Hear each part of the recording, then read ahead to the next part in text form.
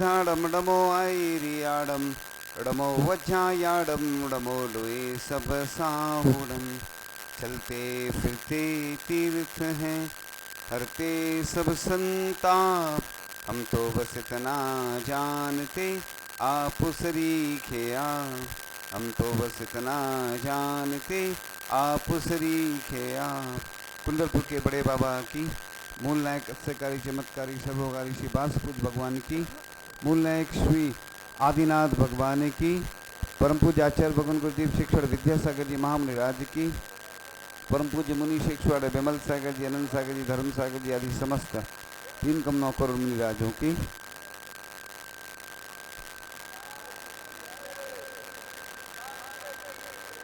आज का यह पावन प्रसंग विगत दिनों से जो 10 लक्षण पर्व चल रहे थे, उसी कड़ी में यह अंतिम अवसर जो रथ यात्रा कल निकाली गई थी, आज उसका समापन होगा। और रथ यात्रा की लोग बड़े दिनों से चर्चा कर रहे थे कि यह ऐतिहासिक रथ यात्रा होती है जिसमें सभी लोग शामिल होते हैं। लेकिन रथ यात्रा में उत्साह तो बहुत था, लेकिन नृत्य आदि में लोग ज्यादा आनंद मंगाते। भगवान को कोई देख नहीं रहा था, भगवान अंदर है। भगवान तो चारों दिशाओं में होना चाहिए रथ में, चारों दिशाओं से कोई भी कहीं से दर्शन करे तो जैसे मानसतम में चारों दिशाओं में होते ना भगवान, मानसतम जैसे होना चाहिए। और जितने घर छूट गए हैं अगली बार से या आज से ही जैसी अनुकूलता बने, कोई घर छूटना नहीं चाहिए जिसके दरवाजे से भगवान नहीं निकले। ये परंपरा अपन को बदलना है, क्योंकि पहले की जब पुराना जमाना था उस समय कम घर थे, मेन रोड पे नहीं थे। पूरे देश में ऐसी व्यवस्था होना चाहिए। और लोग क्या कहते हैं, पहले रथ रुकेगा फिर आरती करते हैं फिर आरती कराते हैं, ऐसा नहीं होना चाहिए। ऐसे तो 500 घर वाले रुकेंगे तो शाम हो जाएगी। रथ चलते रहना चाहिए, भगवान रुकते नहीं है कहीं कहीं। महाराज जी ने देखा बिहार करते तो लगातार ही करते हैं, कभी कोई पाद प्रक्षालन करना है तो थोड़े बहुत रुक जाते हैं। महाराज जी तो रुक जाते हैं, अपने घर से ही अपन को आरती करना है भगवान की। यहाँ तो आरती होती नहीं है, अर्घ चढ़ाना है तो धीमी गति से चले रथ। ऐसे नहीं कि बहुत ज्यादा जल्दी जल्दी करें, जल्दी नहीं, धीमी मंद गति से विमान भगवान का जो रथ है वो चलता रहे, पालकी चलती रहे और लोग अपने घर से निकले और तुरंत वहीं अर्घ चढ़ाते। अलग से व्यवस्था एक हर जगह कोई एक व्यक्ति चलता है उसको श्रीफल देते जाते हैं, लोग को लेता है। यहाँ पे थोड़ी सी अलग व्यवस्था है। तो ये व्यवस्था अगर चेंज नहीं करें, क्योंकि आगामी दिनों में भविष्य में ऐसी स्थिति आने वाली है कि सब लोग बाहर पढ़ने जा रहे हैं तो वो लोग शामिल ही नहीं हो पाते रथ में। और ये तो व्यवस्था ठीक है कि एक दिन आता एक दिन जाता है, एक ही दिन में हो जाए तो और अच्छा रहेगा, जिससे सुबह निकले रथ या दोपहर में भी निकले जल्दी वापस। लोग कह रहे थे हम नृत्य नहीं कर पाते हैं, नृत्य करने को मना थोड़ी है, नृत्य आगे चलता ही रहता है, रुकना थोड़ी पड़ता उसके लिए कि रुक के ही करो। आगे थोड़ा थोड़ा बीच बीच में करते जाएं। मांगलिक अस्त्र प्रातिहार और जो अष्टमंगल द्रव्य होते ना 16 होते हैं पूरे 8 मिला के ऐसे प्रदर्शित करते हुए भक्ति भाव से और भी कुछ नया जोड़ते हुए चलना है। ये नहीं कि बस पूर्वज हमारे छोड़ गए हमें तो वही करना है, ऐसा नहीं होना चाहिए। पूर्वज छोड़ गए वो अच्छा कर गए, अब हमें क्या करना है और उससे अच्छा करना। ऐसा नहीं करेंगे भगवान की अभिनय करना है कि नहीं भगवान को नहीं बिठाना। चारों दिशाओं में प्रतिमाएं हों, कुछ अच्छा भी तो करना है अपन। भगवान को हम देख रहे अंदर हैं, दिखाई नहीं रहे, लोग ज्यादा दिख रहे थे, लोगों की ज्यादा फोटो वीडियो दिख रही और लोग ज्यादा क्या बोलते हैं नृत्य करते हुए चल रहे हैं। उसके अलावा अपन को ऐसी महिमा बताना है कि जिससे अन्य लोग भी शिक्षा ले, अन्य लोग को दिखे भगवान अंदर रहते हैं। अभी वर्तमान में ऐसे रथ बनवाए जाते हैं जिनमें चतुर्मुखी प्रतिमा विराजमान होती है चारों दिशाओं में। तो कोई कहीं से भी देखेगा अपने घर से, जैन हो चाहे जैनितर हो, सबको दर्शन होंगे। और उसको बोला है सर्वतोभद्र। सर्वतोभद्र यानी जहाँ पर चारों दिशाओं में प्रतिमाएं विराजमान होती हैं तो एक नई ऊर्जा का संचार होता है चारों दिशाओं से। कोई कहीं से भी देखे तो उसको दर्शन हो जाते हैं और सुभिक्षित भी होता है वातावरण। जिस घर से जिस नगर से, जिस मोहल्ले से जब भगवान निकलते हैं तो उधर की एक ऊर्जा अलग ही बढ़ जाती है। और देखो मंदिर में तो सबको दर्शन नहीं मिल पाते हैं, अन्य लोग जो कभी मंदिर नहीं जाते हैं ना तो उनको भी बाहर से सबको दर्शन होके चले जाते हैं। और सब जितनी महिलाएं हैं कलश लेके चलना चाहिए सिर पे। फिर महिलाएं कहेंगी अब हम नृत्य नहीं कर पाएंगे, कलश लेंगे हाथ में, तो भैया वो मांगलिक है। महिलाओं को इसलिए कन्याओं को सौभाग्यवती बोलते हैं ना, महिलाएं होती हैं कन्याएं भी मांगलिक मानी गई। क्यों मानी गई? ऐसे सरसों को, घोड़े को, ऐसे कुछ चिन्ह बताए गए हैं ग्रंथों में जो मांगलिक माने जाते हैं। महिलाएं अगर सिर पे कलश ले लेती हैं तो वो मांगलिक हो जाती है। और उसके साथ साथ चमर लेके भी चलना चाहिए, है ना, भगवान के आगे ऐसे नृत्य नहीं करना, चमर लगाते हुए भगवान के आगे। और उसमें जो बालक चल रहे थे ऐसे बिठा देते, 4 लोकांतिक देव हो या 2 हो, चारों दशाओं में लोकांतिक देव धोती पहन करके छोटे बच्चों को लोकांतिक देव बनाकर वो चमर लगाते हुए भगवान के आगे चले। कैसा नजारा होगा? अद्भुत नजारा होगा। इस प्रकार से आप लोग बैठ करके परिवर्तन करके भगवान की महिमा को बढ़ाए। कल भी बताया था ना, जिन शासन की प्रभावना के लिए किया जाता है कि जिससे हमें भी आनंद की अनुभूति होती है कि हमारे भगवान विहार कर रहे हैं और देखने वालों को भी आनंद की अनुभूति होती है।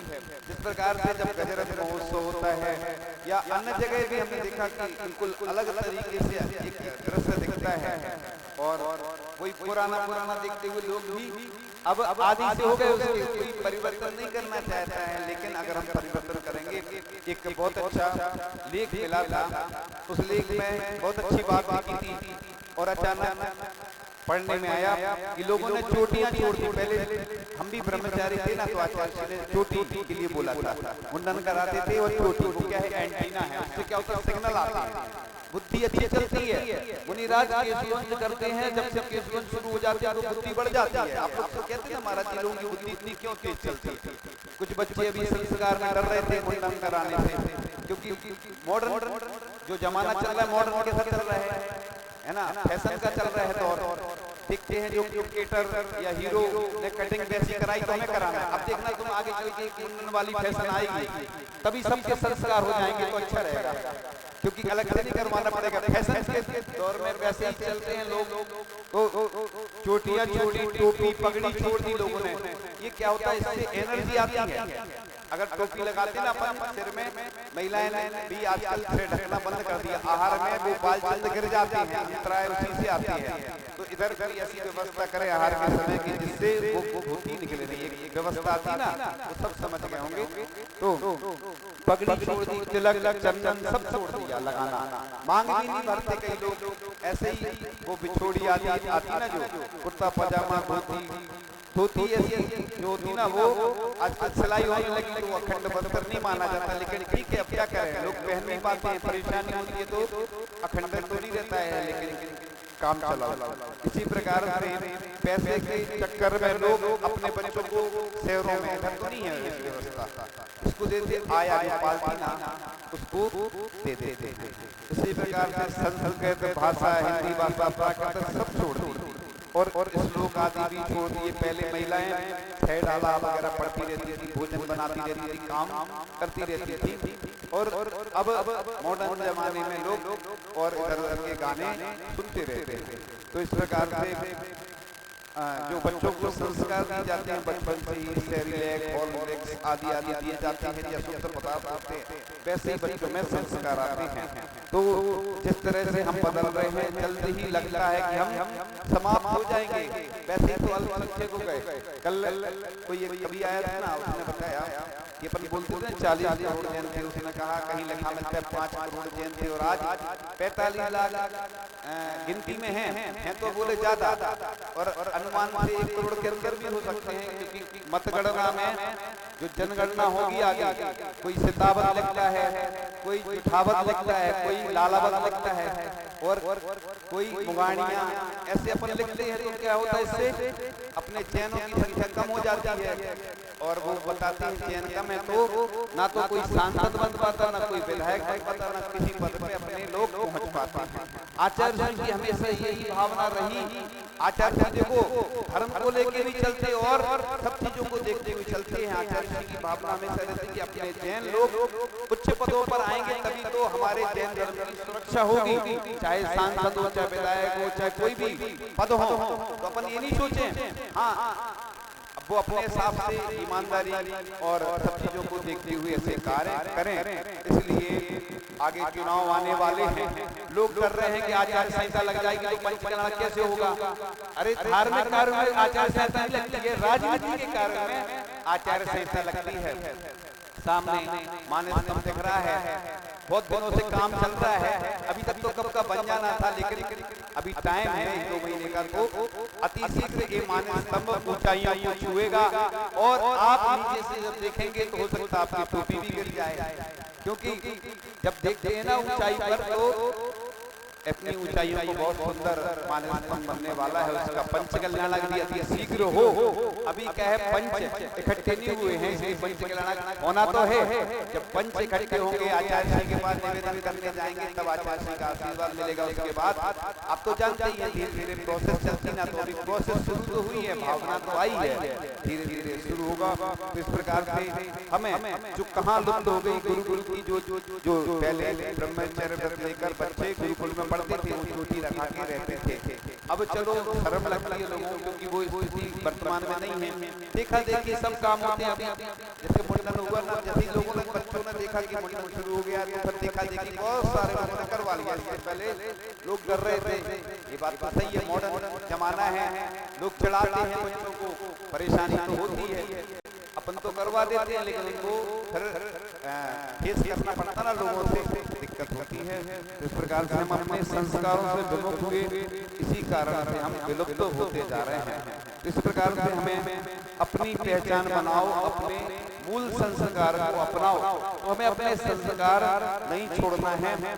एक जगह पंक्तियां मिली थी कि हम दो हमारे चार, आचार्य ने एक बार कहा था चंद्रगिरी में जहाँ पर हैं, और 3 संतान होना चाहिए, एक देश के लिए, एक समाज के लिए, एक अपने लिए। इसलिए यहाँ पर परंपरा रखी गई कि परंपरा से ही पद मिलेगा, है ना, अपने धर्म की सुरक्षा के लिए। एक चीज तो यहाँ देखने को मिलती है, लोग कहते हैं ना कि यहाँ पर किसी से बुराई हो जाती है तो एक आध शाम को मान लो हुई, सुबह फिर बोलने लगते हैं, ये बहुत अच्छी बात है, इसलिए क्षमा वाणी बनाने की जरूरत ही नहीं पड़ती है। लेकिन फिर भी किसी से रिश्तेदार परिचितों से जो कुछ भी हो जाता है, तो आज क्षमा वाणी का दिन है, कल मनाया था, रोज मनाओ क्षमा वाणी, कोई दिक्कत नहीं है। क्षमा वाणी प्रतिदिन मना सकते हैं, मुनिराज तो 365 दिन ही क्षमा वाणी मनाते हैं। तो श्रावक भी इसी प्रकार से मनाता है, लेकिन फिर भी किसी का किससे हो जाता है ना, तो अनजाने में बिन चाहे भी भूल सभी से हो सकती है। जीवन में कुछ पूर्ण पलों में बुद्धि भी तो सो सकती है, ऐसे कुछ अनजाने पलों की भूल हमारी माफ करें, क्षमा पर क्षमादान से कल हृदय को साफ करें। तो अपन किसी के प्रति भी कुछ हो जाता है तो होता रहता है, तो उससे क्षमा मांग लें। तो हम दो हमारे चार, यह हमारा सद्विचार, 1 से 2, 2 से 4 होवे दंपत्ति का उद्धार। ऐसी पंक्तियां कहीं पर एक पुस्तक में मिली हुई थी। तो नारी तुम केवल श्रद्धा हो, विश्वास रजत नग पगतल में पीयूष कांति बागरो जीवन के सुंदर संतुल में।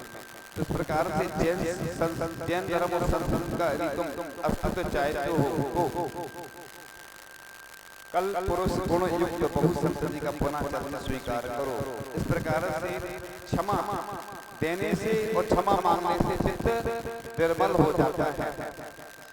लिखा था कि क्रोध आता है, गुस्सा दंडन आता है, आवेश छटपटाता है। तो जो अहंकारी व्यक्ति होता है उसका क्रोध, आदमी का क्रोध का दामन सामने को उकसाता है। तो जीवन के बारे में सोचो, क्रोध अनावश्यक ही प्रतीत होता है। तो जो इस प्रकार से लिखा था कि हर एक से ना अपना मन दुख बताओ, अगर कुछ अनबन है तो आपस में मिटाओ। अगर किसी से कुछ हो जाता है तो बैठ के अपन चर्चा कर लें। देखो लड़ाई झगड़े तो पूरी दुनिया में होते हैं, पूरे विश्व में होते हैं, लेकिन जैन धर्म एक ऐसा है कि वहाँ पर लिखा है कि कसाय संलेखना करने को लिखा है। संलेखना करने से पहले शरीर का क्रश तो करना है और कसायों का भी क्रश करना है, तभी संलेखना होती है। इसलिए मुनि महाराज में जब कोई भी दीक्षा आदि होती है ना, जो भी साधु जो ब्रह्मचारी ब्रह्मचारी कोई भी दीक्षा लेते हैं तो सबसे पहले क्षमा मांगते हैं सबसे, क्योंकि परिवार में, समाज में, रिश्तेदारों से, पड़ोसी से, मित्र से कभी कभी कुछ अनमनादी हो जाती है तो क्षमा मांग लेते हैं। इंग्लिश में बोलते हैं आई एम सॉरी बोल दिया, कुछ भी करते रहो, बस चाटा मार दो कोई को आई एम सॉरी बोल दो। ये सस्ती है, इंग्लिश में सस्ती है, लेकिन जैन धर्म में ऐसा नहीं कहा गया कि बाद में तो करना ही नहीं। लोग क्या करते हैं, साल भर गलतियां करते हैं और एक बार क्षमा मांग लेते। क्षमा वाणी वैसे 3 बार होना चाहिए, महाराज जी ने भी कहा था ना, 3 बार पर्युषण पर्व 10 लक्षण पर्व आते हैं, लेकिन एक बार इसलिए मनाते हैं कि पुरानी परंपरा चली आ रही है। तो इस प्रकार से खुद भी मांग लो माफी, कर दो सभी को माफ, मन का एक एक कोना कर लो क्षमा से साफ। तो इस प्रकार से अपन जो भी गलतियां किसी से अपनी हो जाती है, किसी से मनमुटाव हो जाए, तुरंत तो नहीं मांग पाते, क्योंकि उस समय गर्म रहता है ना व्यक्ति, उस समय अगर क्षमा मांगोगे वो क्षमा नहीं करेगा। तो गलती अपनी है उसकी, क्यों क्योंकि वो हिसाब क्षमा याचना करके कर लो मन की साफ किताब। तो अपनी किताब को अपन इस प्रकार से भी साफ कर सकते हैं। तो अपन को प्रतिदिन तो क्षमा मांगना ही है। पक्ष में 15 दिन में मुनि राज से प्रतिक्रमण करते हैं, चतुर्मासिक प्रतिक्रमण स्नान की चतुर्थी में करते हैं, और एक साल में भी साफ करते हैं। तो जाने अनजाने से अक्सर सभी से होती रहती भूल, भूल जाओ भूलों को वरना भूल चुकेगी बन के सूल। तो इस प्रकार से आज के इस प्रसंग पर बस कुछ बात कहकर विराम लेंगे कि देश का सबसे अमूल्य खजाना होते हैं हमारे युवा, और युवा शक्ति जब मिल जाती है तो बड़े से बड़े काम हो जाते हैं। और यहाँ के युवाओं ने बहुत अच्छे अच्छे काम किए हैं, और आगे भी इसी प्रकार से जैन युवा संगठन आगे रह करके अच्छे से अभिषेक पूजन भी करें। पहले यहाँ पे लोग बूढ़े लोग ही अभिषेक पूजन करते थे, फिर मुनिराज आए, उन्होंने लोगों को प्रेरणा दी। तो आज युवा सबसे ज्यादा, बच्चे से लेकर युवाओं तक और वृद्धों तक सब लोग मंदिर में देखते हैं कलश लेकर अभिषेक करते हुए। जो नहीं करते हैं उनको भी अपन जोड़ें। तो युवा अवस्था होती है जीवन का सबसे बेहतर समय होता है, यानी 15 से 30 वर्ष के जो होते हैं वो युवा होते हैं। लेकिन इधर हमने देखा युवा संगठन में वृद्ध जो जिनकी शादी हो गई, जो ज्यादा उम्र के उनको जोड़े हैं। 15 साल के बच्चे को युवा संगठन में जोड़ते नहीं है, वही युवा कहलाते हैं। 15 साल से लेकर 30 साल के युवा होते हैं, उम्र चल जाए लेकिन उनको कम करें, क्योंकि बिहार में देखते हैं ज्यादा उम्र वाले आते हैं, बेचारे चल नहीं पा रहे। हम लोग चलते स्पीड में बेचारे पीछे रहते, हमें दया आती, फिर हम लोग महाराज बोलते भैया हमारा काम हमें दे दो, तुम पीछे चलो। तो ऐसे लोगों को बिहार में चलाना, युवाओं को जोड़े 15 वर्ष से लेके 30 वर्ष के युवा रहे और थोड़ा बहुत आगे पीछे चल जाए। ये चेंज करें युवा संगठन में, नहीं तो क्या होगा फिर जो युवा है उनको जोड़ते नहीं है, उनको काय में जोड़ोगे बताओ। बेचारे छोटे छोटे लड़के हैं जो वो जुड़ते नहीं है संगठन से। तो ये भी परिवर्तन करें। तो ये हे मेरे जवानों, असंभव को संभव करने की अपार क्षमता, सामर्थ्य व ऊर्जा तुम्हारे भीतर सन्निहित है। पाल के थाल पर अपनी शक्ति, साहस व शौर्य से नया इतिहास लिखो। मैं अकेला क्या कर सकता हूँ, इसके बजाय हमेशा यह सोचो कि मैं क्या नहीं कर सकता हूँ। असंभव को संभव, इम्पॉसिबल को पॉसिबल करने की क्षमता युवाओं में ही होती है कि दुनिया में कुछ भी असंभव नहीं, सब कुछ संभव है। यह जीवन धर्म की सेवा एवं भगवान की भक्ति के लिए है। इसलिए कुछ को तुम जगाओ, कुछ को हम जगाएंगे, कुछ अंधेरा तुम मिटाओ, कुछ अंधेरा हम मिटाएंगे। इन्हीं भावनाओं के साथ यहाँ पर बहुत अच्छा माहौल है। घाटवाड़ में, पूरे बागड़ में, 72 गाँव में जो अभी युवा ऊर्जा महोत्सव हुआ था, और 36 गाँव लगभग 35 हो चुके हैं। एक गाँव कम था, आधे गाँव ने जो प्री वेडिंग पर रोक लगाई और रात्रि विवाह आदि में रोक लगाई है। पूरे देश में इसकी चर्चा हुई और घाटवाड़ समाज का नाम पूरे विश्व में प्रसिद्ध हो गया कि यहाँ के लोगों ने बड़ा काम किया।